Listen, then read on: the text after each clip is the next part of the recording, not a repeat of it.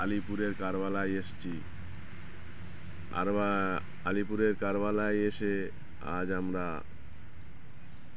9 ও 10 মহরম যে 72 শহীদ হয়েছিল তার কিছু এখানে নিদর্শন আমরা পেয়েছি।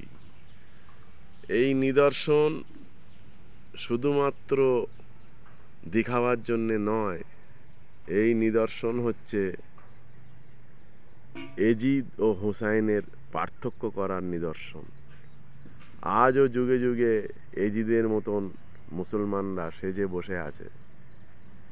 সেই এজিদকে চেনার জন্য এই নিদর্শন।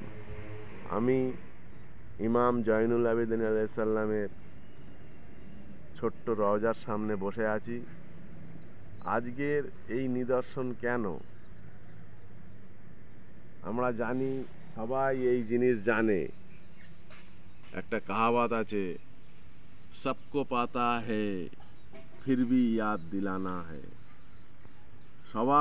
সবার জানা আছে যে কারবালায় কি ঘটেছিল, কিন্তু তা সত্ত্বেও জেনেও অবুঝ হয়ে বসে আছে। তাই এই নিদর্শন হচ্ছে তারই একটা নমুনা, যে সবকো পাতা হে ফির ভি ইয়াদ দিলানা হে।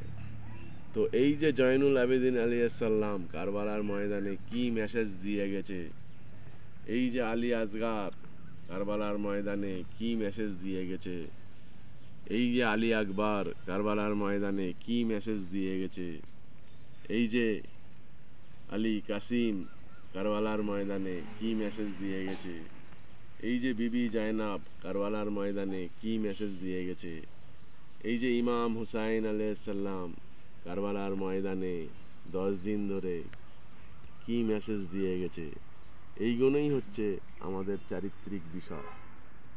এই যে মেসেজগুলো যদি আমরা চরিত্রের মধ্যে আনি, তাহলে আমরা সত্যিকারের হুসাইনি হতে পারবো, নয়তো এজিদের দলে পড়ে যেতে বেশি দেরি নেই। सबको याद दिलाना है, सबको है पता মহরম কা, ফির ভি সবকো ইয়াদ দিলানা है।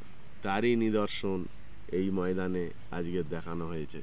ওমা আলাইনা ইল্লাল বালাগ, এই বলে আমি শেষ করছি।